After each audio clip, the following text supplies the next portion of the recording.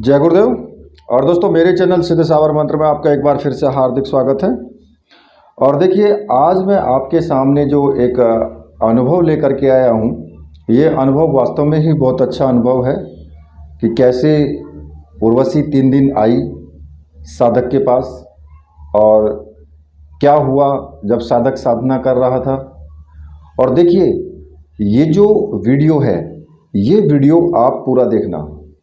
मेरे कहने का मतलब ये नहीं है कि आप पूरा देखेंगे तो मुझे कुछ इससे लाभ होगा, लेकिन आपको जरूर होगा लाभ।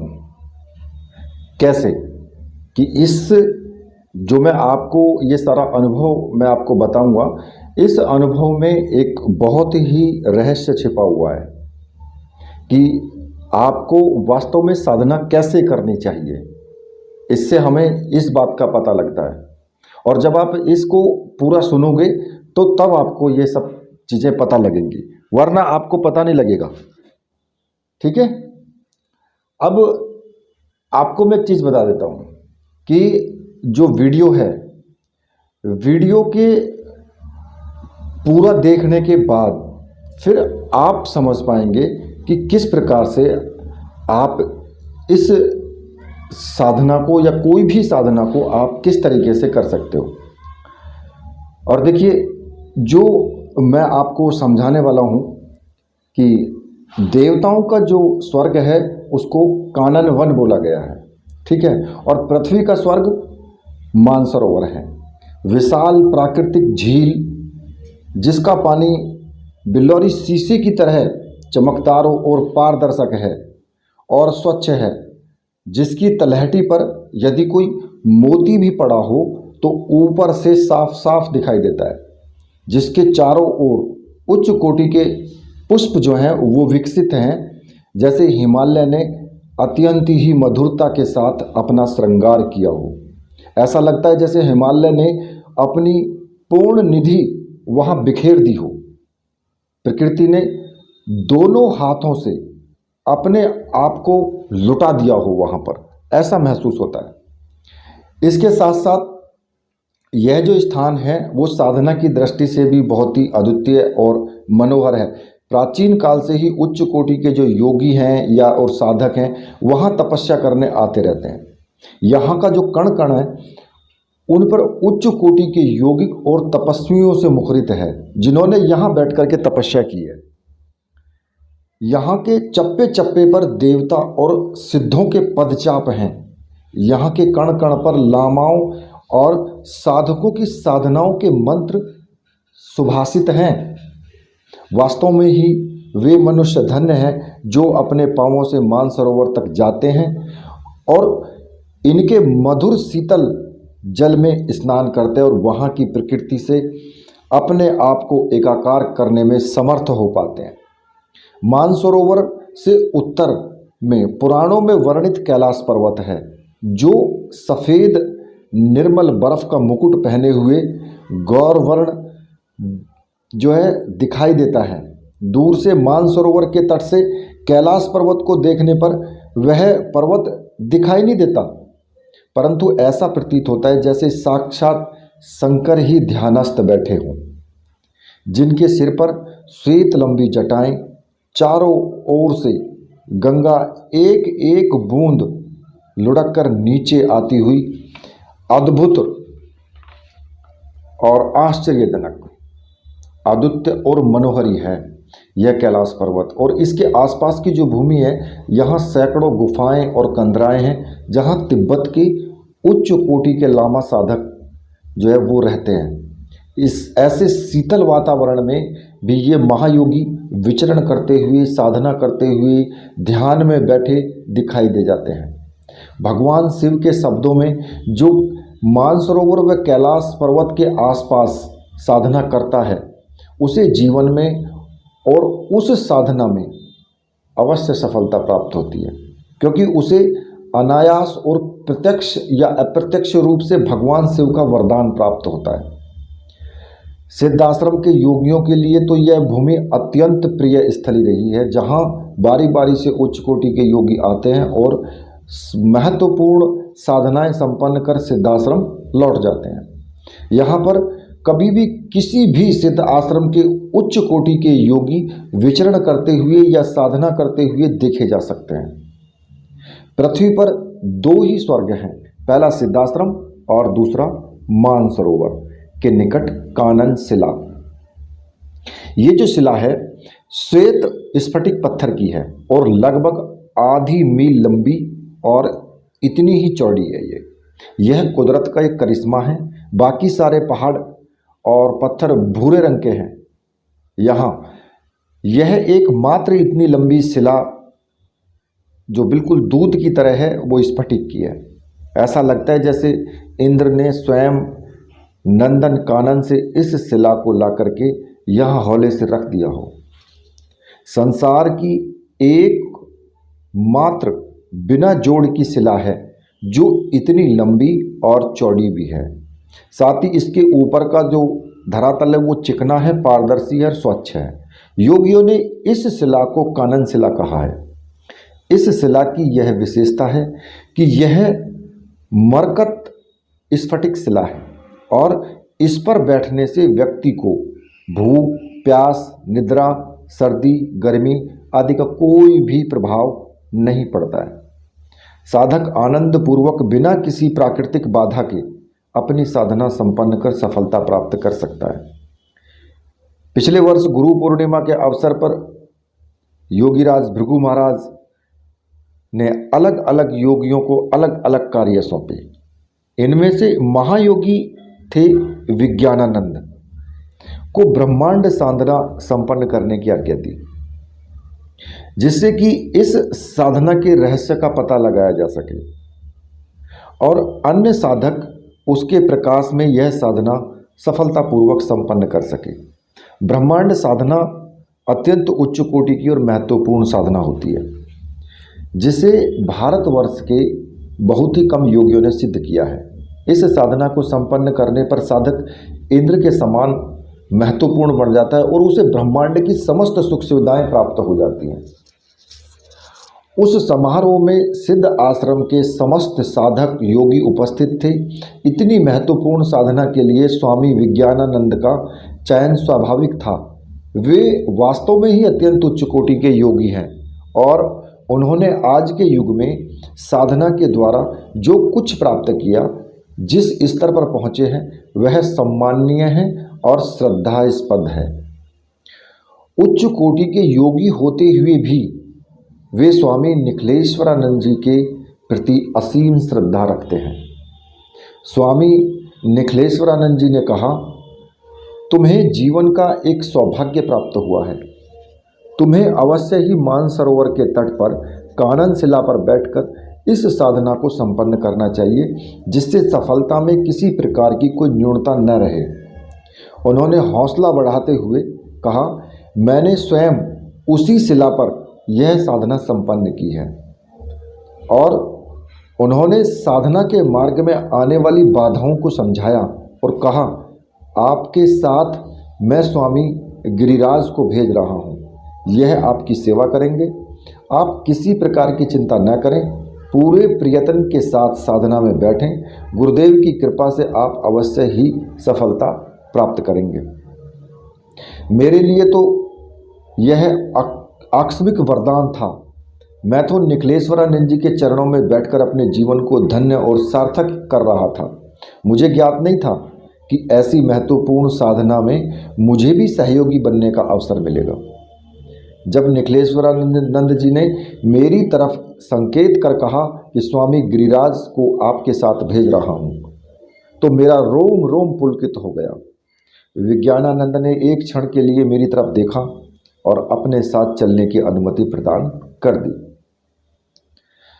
कानन शिला मैंने अपने जीवन में पहली बार देखी थी। इसे देखकर मैं आश्चर्यचकित रह गया। यह प्रकृति का बेजोड़ और अद्वितीय वरदान है। जब मैंने पहली बार इस शिला को हौले से स्पर्श किया तो मेरे सारे शरीर में एक विद्युत प्रभाव सा दौड़ गया। वास्तव में यह शिला मंत्र सिद्ध है। उच्च कोटि के योगियों और साधकों के द्वारा इस पर साधना करते रहने की वजह से यह दिव्य और अनुपम बन गई है। यह शिला अपने आप में ही सिद्ध पीठ बन गई है और इस पर बैठते ही व्यक्ति को जो सुख और आनंद अनुभव होता है उसकी समता इस विश्व में कहीं पर भी नहीं है। वास्तव में ही विज्ञानानंद उच्च कोटि के योगी हैं। उस कानन शिला पर बैठकर जिस प्रकार से अकंपित साधनारत हुए वह वास्तव में ही सराहनीय है। यह साधना 30 दिन की थी और मैंने देखा कि 25 दिन बीतने पर भी वे ज्यों के त्यों ध्यानस्थ रहे। न तो उन्होंने एक बार आँख खोली और न ही इस पूरी अवधि में एक बार उनके शरीर में कोई कंपन ही हुआ। वे निश्चल भाव से जिस आसन पर बैठे थे उस पर बराबर बैठे रहे। होठों से ही जो मंत्र था वो स्फुटन जो है वो चालू रहा। इसके अलावा किसी भी प्रकार का कोई कंपन उनके पूरे शरीर में व्याप्त नहीं था। इस प्रकार से ध्यानस्थ होना उच्च कोटि के योगियों के लिए ही संभव है। मैं नित्य प्रातः उषा काल में मानसरोवर के तट पर जाकर स्नान करता और वापस आकर कानन शिला पर बैठकर अपनी दैनिक पूजा जो साधना थी वो संपन्न करता। इसके अतिरिक्त मेरा और कोई कार्य नहीं था। पूज्य गुरुदेव निखिलेश्वरानंद जी की आज्ञा थी कि साधना काल में उनके साथ बने रहना है, इसलिए बाकी सारा समय मैं उनके पास बैठा रहता और चकोर की तरह उनके तेजस्वी चेहरे को एकटक ताकता रहता। मुझे यह वातावरण, वह स्थल, वह साधना सब कुछ पवित्र, दिव्य, मनोहारी और अवर्णनीय प्रतीत होता। वास्तव में ही मैं इस अवधि में अपने आप को रोमांचित और धन्य अनुभव कर रहा था। लगभग 26 दिन बीत गए थे। अब तो मात्र 4 दिन ही बाकी थे। आकाश में बादल छाए हुए थे। कुछ ही समय पहले वर्षा होने की वजह से पूरी प्रकृति धुल गई। मैं स्नान करके कानन शिला पर आकर बैठा ही था कि तभी छन्न की आवाज़ आई और मेरी एकाग्रता टूट गई। मैंने देखा तो देखता ही रह गया। स्वामी विज्ञानानंद के ठीक सामने लगभग 5-7 फीट की दूरी पर एक अद्वितीय सुंदरी खड़ी थी। उस निर्जन वन में यह सुंदरी कहाँ से और किस तरफ से आई, किस प्रकार से इस शिला पर अचानक दिखाई दी, मैं कुछ भी अनुमान नहीं लगा सका। यदि निश्चल भाव से कहूँ तो मैं उस सुंदरी के रूप और सौंदर्य के सामने स्तंभित सा हो गया था। एक बार तो मेरे पूरे शरीर का खून उफनकर शरीर में जोरों से चक्कर लगाने लगा। मैं अपने आप पर नियंत्रण नहीं कर पा रहा था। मैं समझ नहीं पा रहा था कि यह कौन है, कोई अप्सरा है या रति है या कोई पिशाच है या राक्षस योनि ऐसा छल युक्त रूप धारण कर उपस्थित हुई है। उस क्षण मैं कुछ सोचने और विचारने लायक नहीं रह गया था और मेरी आंखें अपलक एकटक उसके चेहरे पर गड़ी हुई थीं, जो कि मुझसे मात्र 5 से 7-8 फीट की दूरी पर खड़ी हुई थी। उसकी सुंदरता इतनी अत्यधिक थी, उसकी सुंदर देह यष्टि के समान पुराणों में वर्णित सारा सौंदर्य वर्णन व्यर्थ सा प्रतीत हो रहा था। पहली बार मेरा मन अनियंत्रित हुआ। पहली बार मैं अपने आप पर काबू नहीं रख पा सका। पहली बार मेरे ऊपर कामुकता की हल्की सी परत अनुभव हुई। पहली बार उसे प्राप्त करने, उसके पास बैठने, उससे बातचीत करने की इच्छा जागृत हुई। मैंने अपने आप के काबू किया और प्रयत्न कर अपने आप को संयत करने की कोशिश की और उसकी तरफ देखा। मुझे चैतन्य अवस्था में अनुभव कर और सामान्य संयत देखकर वह रूपसी हौले से मुस्कुरा दी।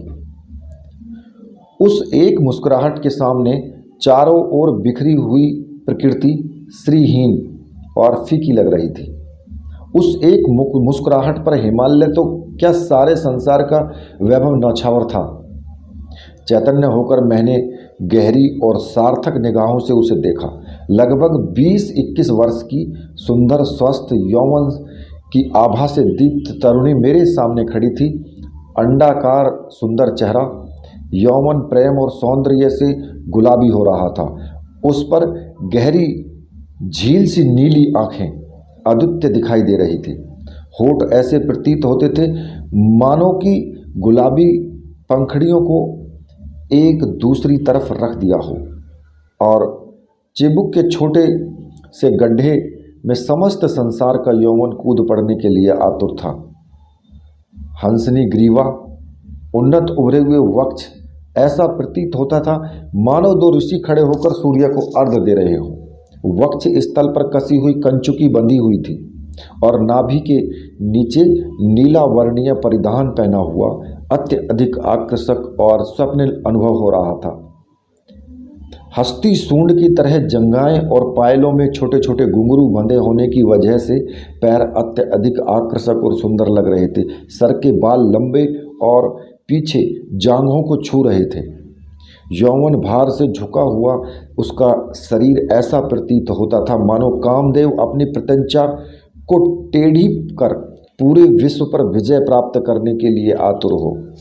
ऐसी सुंदरी और उस सुंदरी के उस रूप यौवन मधुरता को त्रिवेणी में स्नान कर मैं अपने आप के ऊपर नियंत्रण नहीं कर पा रहा था। शायद विधाता ने बहुत ही फुर्सत के क्षणों में उसके एक एक अंग को गढ़ा था। अत्यधिक गौरवर्ण और उस पर लज्जा का गुलाबी आवरण चढ़ा हुआ, ऐसा लग रहा था मानो प्रातः कालीन उषा ने चारों ओर गुलाल बिखेर दिया हो। उसकी एक एक मुस्कुराहट पर सौ सौ स्वर्ग और काननवन न्यौछावर थे। निश्चय ही वह अद्वितीय सुंदरी थी जिसकी समानता इस पृथ्वी पर तो संभव नहीं थी और न ही और कहीं ऐसी समानता मिल दिखाई दी। मैं अभी तक अपलक उस सौंदर्य शालिनी को देख रहा था। समझ नहीं पा रहा था मैं कि इस जो नवागंतुका है, जो अतिथि है, उसकी कैसे अभ्यर्थना करूं, क्या कहूं, कैसे कहूं। तभी गुलाबी पंखड़ियों में हल्का सा कंपन हुआ। उसने अपना परिचय देते हुए कहा, मैं इंद्र साम्राज्य की नृत्यांगना उर्वशी हूँ। मेरे मन में स्वामी विज्ञानानंद छा गए हैं और मैं इनकी साधना पर मुग्ध हूँ। मैंने इंद्र साम्राज्य छोड़ दिया है क्योंकि मेरे चित्त पर तो विज्ञानानंद की तपस्या और श्रेष्ठता हावी हो गई है। मैं इन्हें वर्ण करने के लिए कटिबद्ध हूँ। अब यहाँ पर दो चीज़ें आती हैं कि जो अप्सराएं हैं वो साधक की साधना पर मोहित होती हैं, ना कि साधना के चढ़ाए हुए फूलों पर या फिर साधना में जो साधक है उसकी उम्र पर या फिर उसके यौवन पर। इन सब चीज़ों पर वो मुग्ध नहीं होती है। वो जो आपका साधना है, जो आपकी तपस्या है, उस पर ही वो मुग्ध होती है। सीधा सा सारांश निकल जाता है इस बात का, ठीक है। और जो आप दूसरी साधनाएं कर रहे हैं, ऐसा कोई ज़रूरी नहीं है कि आप अप्सरा साधना करेंगे तभी मतलब जो है वो प्रकट होती है। जो उच्च कोटि की साधनाएं जैसे कि ब्रह्मांड साधना है, ये उच्च कोटि उच्च लेवल की साधना है। और ऐसी साधना को करते टाइम अगर आप उस साधना में आपको सफलता मिलने वाली है तो फिर ये साधना को खंडित करने के लिए भी आ जाती हैं, जैसे कि विश्वामित्र की खंडित हुई थी, ठीक है। अब मैं आपको आगे सुनाता हूँ, ठीक है। जब उसने कहा योगी और सुंदरी और योगी एक आश्चर्य है, इन दोनों का समन्वय कैसे संभव है।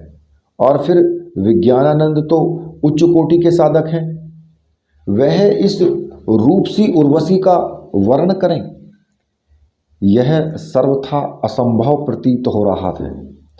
पर इसमें इसका भी क्या दोष, या तो बेचारी अपने दिल के हाथों मजबूर है, इसके चित्त पर तो विज्ञानानंद का आकर्षण हावी हो गया है, तभी तो इसने इंद्र का साम्राज्य छोड़ा है, तभी तो यह समस्त सुख सुविधाएं भोग और ऐश्वर्य को छोड़कर इस निर्जन जंगल में अपने प्रणय के सामने आई है, तभी तो यह स्वर्ग को छोड़कर मनुष्य लोक में हमेशा हमेशा के लिए जुड़ जाने के लिए उपस्थित हुई है।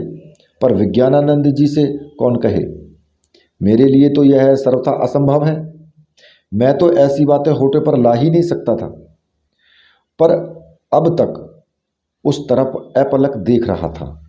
उसके मुख से निकले हुए शब्द मेरे अंतर को मथ रहे थे। मेरे सारे शरीर की और अंतर्मन को उसके शब्दों ने अडोलित विडोलित कर दिया था। सचमुच ऐसा प्रतीत हुआ मानो उसके मुख से अमृत की फुहार बरस गई हो और उससे मेरा सारा शरीर, तन, मन, प्राण और अंतर भोग कर अवर्चनीय आनंद से ओतप्रोत हो गया हो। मैंने कहा, आप उर्वशी हैं, अद्वितीय सुंदरी, चिरयौवन में अविवाहित अप्सरा। आपको प्रण निवेदन करने का अधिकार है, पर मैं आपके संदेश को स्वामी तक नहीं पहुंचा सकता। वे ध्यानस्थ हैं। 4 दिन बाद जब वे चैतन्य होंगे तब आप अपनी बात उनके सामने रख सकती हैं। उसने गहरी और सार्थक निगाहों से मुझे देखा और दूसरे क्षण उसके पैरों में कंपन प्रारंभ हुआ। उन घुंघरुओं की झंकार से सारा वन प्रांत मुखरित और सुहासित हो उठा। छन छम छम छम छन की ध्वनि से सारा हिमालय हजार हजार मुख से बोलने लगा। धीरे धीरे मैंने देखा कि उसके पैरों में गति आ रही थी और नृत्य की भाव भंगिमा के द्वारा शायद स्वामी विज्ञानानंद की समाधि तोड़ने का निश्चय कर चुकी है। मुझे सारे पुराण एक बारगी याद हो गए। उर्वशी ने तो ब्रह्म, विश्वामित्र और पराशर जैसे ऋषियों की समाधि तोड़ दी थी, और आज यदि नृत्य के माध्यम से स्वामी विज्ञानानंद की एकाग्रता और ध्यान को तोड़ दे तो इसमें आश्चर्य क्या। उर्वशी को अपनी बात कहने का, प्रण निवेदन करने का अधिकार है, और यदि संभव हुआ तो मैं इसे इसके अधिकार को दिलाने में अवश्य ही सहायक बनूंगा। मैं पुनः चैतन्य हुआ और देखा कि उस स्फटिक शिला पर सुंदरी उर्वशी के सुकोमल पैर गतिशील हैं। घुंघरुओं की लयबद्ध ध्वनि पूरे वातावरण में मुखरित हो रही है। धीरे धीरे पैरों की गति, उसकी चपलता और चंचलता बढ़ रही है। अवश्य ही प्रकृति स्वयं उर्वशी के साथ है, तभी तो इस नृत्य के साथ साथ पृष्ठभूमि में वाद्य ध्वनि झंकृत हो रही है। तभी तो सारी प्रकृति सांस रोककर इस अद्भुत और अद्वितीय नृत्य को देख रही है। तभी तो यह सारी फिजा, यह सारा वातावरण अचानक सुगंधित और सुवासित हो उठा है। पैरों की गति बढ़ गई थी। पता नहीं पड़ रहा था कि कब पैर उठ रहे थे और कब शिला को छू रहे थे। एक विशेष लय के साथ उसके दोनों पैर गतिशील थे और घुंघरुओं की छनछनाहट के साथ लयबद्ध नृत्य मुखरित हो रहा था। एक विशेष मुद्रा, एक विशेष लोच, एक विशेष भंगिमा के साथ सारा शरीर नृत्य में गतिशील होना, मुख जो मुद्रा थी उसको करना, चपलता के साथ नृत्य युक्त होना आश्चर्यजनक था, अद्वितीय था, अवर्णनीय था। कब दिन ढला, कब सांझ हुई, पता ही नहीं चला। उसके सुंदर गोरे ललाट पर पसीने की बूंदें चू रही थी और उससे कंचुकी भीग कर शरीर से चिपक गई थी। नाजुक और गोरे पैर अभी तक लयबद्ध नृत्य हेतु गतिशील थे, परंतु न उर्वशी रुक रही थी और न ही स्वामी विज्ञानानंद चैतन्य हो रहे थे। इतने समय तक नृत्य करने से पत्थर भी अपनी आंखें खोल देता, इंद्र भी विचलित हो जाता, पर विज्ञानानंद अभी भी ध्यानस्थ थे। अभी तक भी निश्चल अकंपित आसन पर स्थिर थे। धीरे धीरे रात्रि हुई। चंद्रमा ने कुछ समय पहले ही आकाश में आकर उस दृश्य को देखने का सफल असफल प्रयास किया, परंतु अब उर्वशी पूर्ण रूप से थककर चूर होकर उसी शिला पर विज्ञानानंद के सामने बैठी हुई थी। उसका चेहरा उदास था, जैसे कि किसी गुलाब पर ओस की परत जम गई हो। मन ही मन वह झुंझला रही थी। शायद उसे स्वप्न में भी गुमान नहीं था कि उसका सौंदर्य इस प्रकार से पराजित या प्रताड़ित होगा। फिर भी उसने हिम्मत नहीं हारी। जिसने भी उसको इस कार्य के लिए भेजा था उसके प्रति वह विश्वसनीय थी। वह उसी प्रकार सौंदर्य की साक्षात स्वर्ण राशि बनी वहीं बैठी रही और अपलक नेत्रों से स्वामी विज्ञानानंद को निहारती रही। लगभग 4 बजे प्रातः वह न जाने कहाँ अदृश्य हो गई। मैं भी उठकर मानसरोवर के तट पर पहुंचा और मल मल कर स्नान किया। मेरा सारा शरीर ताप से फूक रहा था। स्नान करने पर भी मुझे शीतलता अनुभव नहीं हुई। कितने समय तक पानी में घुसा रहा कुछ पता ही नहीं चला। सूर्य की पहली किरण के साथ मैं कानन शिला पर पहुंचा और विज्ञानानंद निश्चल भाव से ध्यानस्थ बैठे हुए थे। लगभग 8 साढ़े 8 बजे वह फिर आई, परंतु आज उसकी शोभा 100 गुनी ज़्यादा थी। नाभि दर्शना सुंदरी उर्वशी ने अपना श्रृंगार आज भी किया था। कंचुकी आज और ज़्यादा कसी हुई थी। सर पैर से लेकर धानी वस्त्र घुटने तक पहना हुआ था। सब कुछ नया नया खिला महक रहा था। उसके शरीर से विशेष भीनी महक में मैं अनुभव कर रहा था। उसने सर्वप्रथम स्वामी विज्ञानानंद को प्रणाम किया और कुछ क्षणों तक सामने बैठी रही। मैं उससे बहुत कुछ पूछना चाहता था पर मेरे मुख से बोल निकल नहीं पा रहे थे। यह तो पता चल रहा था कि वह देव अप्सरा उर्वशी थी, पर यहाँ क्यों आई है, क्यों इतना परिश्रम कर रही है, किसने उसे किस विशेष उद्देश्य के लिए भेजा है। ये सारे प्रश्न उस समय अधूरे रह गए जब उसने खड़े होकर एड़ी के ठोके से नृत्य का पहला कंपन प्रारंभ किया। आज भी वह उसी प्रकार उसी लय के साथ मूक मुद्रा में नृत्य कर रही थी, परंतु सूर्य ढलने पर मैंने देखा कि विज्ञानानंद आज भी अविचलित अकंपन ध्यानस्थ थे। एक क्षण के लिए मुझे विचार आया कि कहीं विज्ञानानंद का शरीर शांत तो नहीं हो गया है, परंतु उनके होठ हिलते हुए दिखाई दे रहे थे और मंत्र उनके मुख से निकल रहे थे तो उनकी जीवंतता का परिचय दे रहे थे। दूसरी रात मैं कुछ क्षणों के लिए लेटा तो स्वयं लेटा तो था अवश्य, परंतु रात भर मुझे नींद नहीं आई। मैं लेटा हुआ था। मैंने उर्वशी विज्ञानानंद के सामने अत्यंत विलासमय रूप में बैठी हुई थी। प्रातःकाल उठकर मैंने स्नान किया, परंतु जितनी भी ज़्यादा अपने शरीर पर पानी डालता उतनी ही दहकता बढ़ती जाती। थका हुआ शिथिल गति से चलकर मैं कानन शिला पर आया, तब तक उर्वशी पुनः जा चुकी थी। रात्रि की कुछ समय के लिए वह कहाँ चली गई थी? अवश्य ही अपना श्रृंगार करने और अपने आप को ज़्यादा से ज़्यादा मोहक बनाने के लिए किसी स्थान पर जाती होगी, परंतु आज तो प्रातः 7 बजे से ही शिला पर उपस्थित थी। उसके चेहरे की मुख मुद्रा संकल्पित व कठोर थी। संभवतः उसने निश्चय कर लिया था कि आज हर हालत में विजय प्राप्त करनी है। आज का नृत्य उसने जल्दी ही प्रारंभ कर दिया।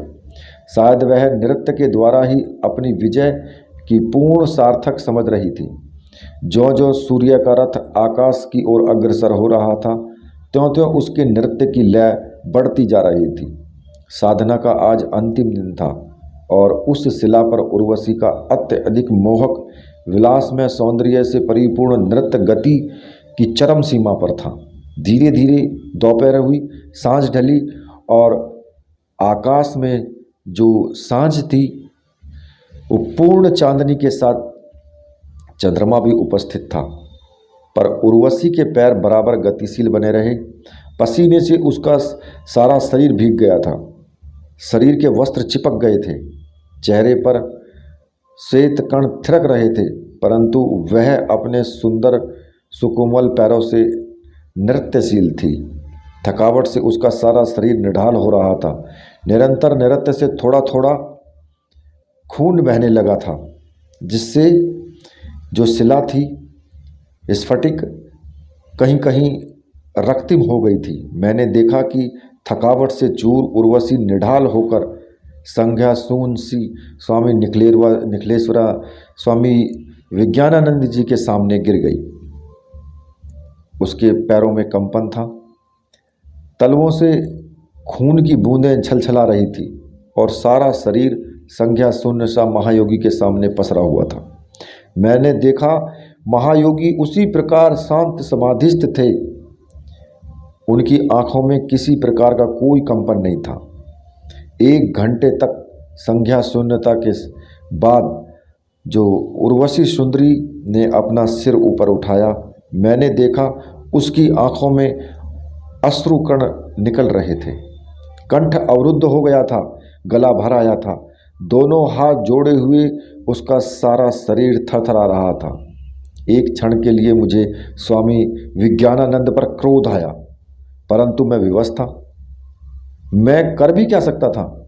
मैंने महसूस किया कि आज योग के सामने सौंदर्य और विलास पराजित थे। एक योगी के सामने एक सुंदरी विवश शक्तिहीन भीत हिरणी की तरह थी।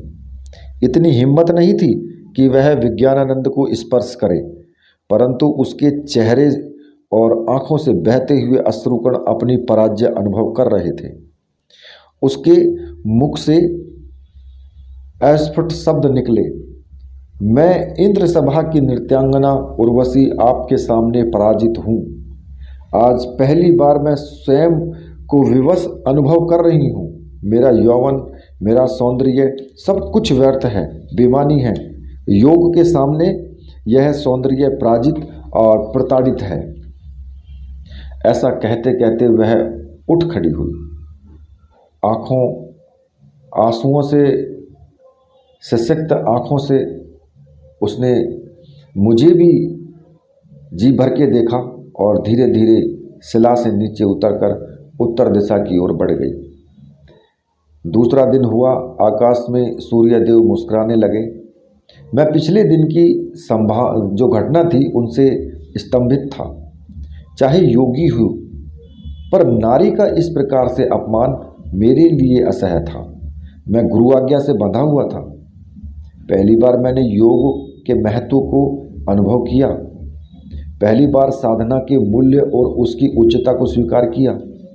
पहली बार विज्ञानानंद के चरणों में अपने आप को धन्य धन्य अनुभव किया। आज साधना का अंतिम दिन था।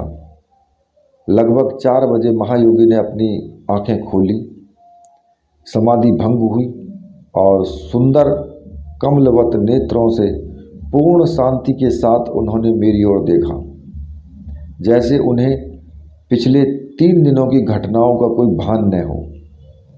साधना की सफलता उनके चेहरे पर प्रतिबिंबित हो रही थी।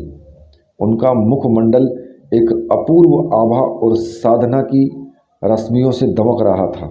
वे अपने उद्देश्य में पूर्ण रूप से सफल हुए थे और ब्रह्मांड साधना के द्वारा उन्होंने उन रहस्यों को पा लिया था जो अभी तक सर्वथा अज्ञात थे। तभी मैंने देखा कि योग मार्ग से पूज्य गुरुदेव स्वामी निखिलेश्वरानंद जी सवेग आ रहे हैं। मेरे चेहरे का और हृदय का मालिन्य एक बारगी समाप्त हो गया। संशय असंशय के भाव मिट गए और जो ही वे शिला के पास पहुँचे, प्रसन्नता के साथ मैंने उन्हें प्रणाम किया। वे शिला पर विज्ञानानंद के पास जा खड़े हुए और उन्हें उठाकर अपने सीने से लगा लिया। बोले, विज्ञान, तुमने दोहरी सफलता पाई है। ब्रह्मांड साधना में पूर्णता तो प्राप्त की ही है, योग के द्वारा उर्वशी के गर्भ को भी खंडित कर दिया है। आज भी पौराणिक घटनाएं दोहराई जाती हैं हिमालय में। आज भी देवता और अप्सराएं मौजूद हैं। आज भी तपस्या की उच्चता से इंद्र पर भयभीत होते हैं और अप्सराओं के माध्यम से तपस्या में विघ्न डालने के लिए उनका प्रयोग करते हैं। और आज भी ऐसे महायोगी हैं जो इन सबसे परे पूर्णतः नियंत्रित और समर्थ हैं। क्योंकि देखिए, ये जो विशेष अनुभव था, ऐसा तो है नहीं कि दुनिया में सभी चीज़ें खत्म हो गई हैं, आज भी हैं, आज भी विद्यमान हैं वही चीज़ें। तो कहने का मतलब ये है कि अगर हमारी एकाग्रता है, अगर हम ध्यानस्थ हो जाते हैं तो हमारी साधना पूर्णतः सिद्ध होती ही है। ध्यान का कितना महत्व है। अगर योगी ध्यानस्थ ना होते तो फिर कैसे मतलब उर्वशी का घमंड चूर चूर होता।